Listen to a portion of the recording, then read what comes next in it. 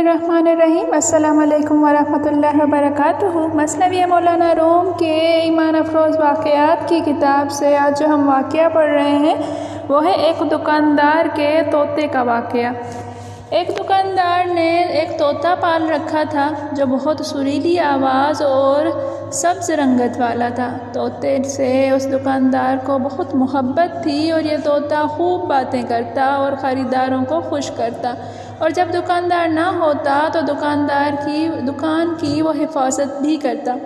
एक दिन दुकानदार मौजूद न था कि अचानक एक बिल्ली ने किसी चूहे को पकड़ने के लिए हमला किया और उस तोते ने समझा कि शायद मुझे पकड़ना चाहती है।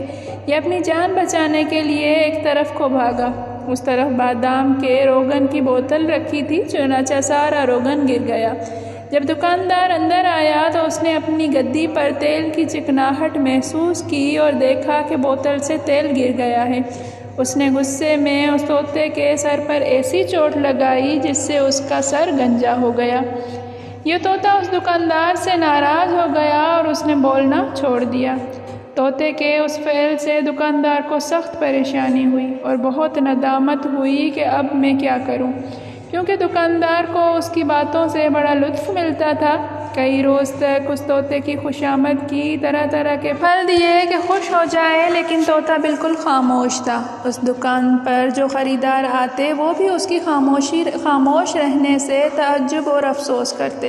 एक दिन उस दुकान के सामने से एक कंबल पोश फ़कीर सर मुंडाए हुए गुज़रा तो ये तोता फ़ौरन बुलंद आवाज़ से बोला कि ए गंजे, तो किस वजह से गंजा हुआ? तूने भी किसी बोतल से तेल गिराया होगा। तोते के उस कयास पर लोगों को हंसी आई कि उसने कंबल पोश फ़कीर को भी अपने ऊपर कयास किया। मज़कूरा बाला वाक़ये से हासिल होने वाला सबक। उस वाक़ये से मौलाना रूम रहमतुल्लाहि ताला अलैह ये नसीहत फरमाते हैं कि हमें दूसरों को अपनी हालत पर क़यास नहीं करना चाहिए, इसलिए कि उमूमन लोगों की आदत होती है कि वो दूसरों को अपने ऊपर क़यास करते हैं और ख़ुद अगर किसी गुनाह, बदगुमानी, ग़ीबत, बदनज़री वग़ैरह में मुब्तला होते हैं तो दूसरों के बारे में भी यही गुमान करते हैं। अगर कोई शख्स खुद दिली तौर पर पाकीज़ा हो और मुत्तकी हो तो दूसरों के बारे में कभी भी ऐसा ना सोचेगा।